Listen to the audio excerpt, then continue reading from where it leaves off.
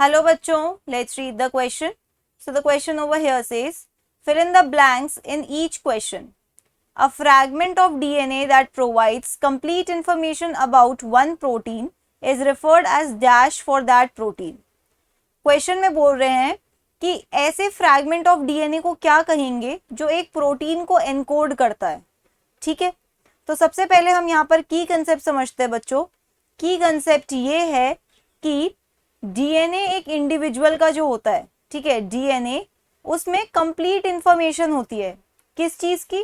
कि वो इंडिविजुअल दिखेगा कैसे, उसकी एनाटॉमी कैसी होगी, उसकी फिजियोलॉजी कैसी होगी, सब कुछ. इसकी कंप्लीट इंफॉर्मेशन किस में प्रेजेंट होती है बच्चों? डीएनए के सीक्वेंसेस में ऑफ इंडिविजुअल्स ट्रेट. ठीक है, अब ये जो डीएनए है बच्चों, ऐसा नहीं है कि कहीं पे भी कुछ भी प्रेजेंट है. इस डीएनए में डिफरेंट लोकस हैं. ठीक है, लोकस मतलब यहाँ पर लोकेशंस हैं,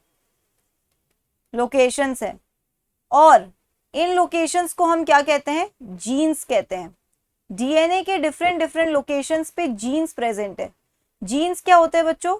jeans are the smallest fragment of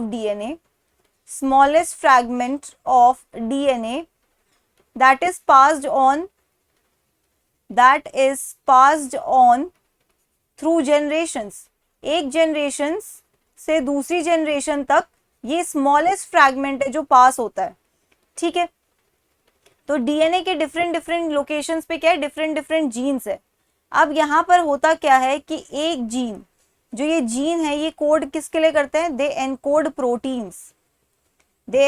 proteins. Okay, majorly proteins. अब प्रोटीन्स के लिए एनकोड करते हैं तो हम कहते हैं कि ये जो एक जीन है, one gene has information about the structure and sequence, has information rather about the sequence of proteins, ठीक है. हम यहाँ पे क्या कह रहे हैं कि एक जो जीन है वो क्या करता है? प्रोटीन के लिए एनकोड करता है. एक जीन एक प्रोटीन के लिए एनकोड कर रहा है. तो इसका मतलब आपका इस क्वेश्चन में फाइनल आंसर क्या होना चाहिए बच्चों? फाइनल आंसर होना चाहिए जीन. क्यों? क्योंकि जीन ही वो फ्रैगमेंट ऑफ डीएनए है जो उस प्रोटीन को कोड करेगा.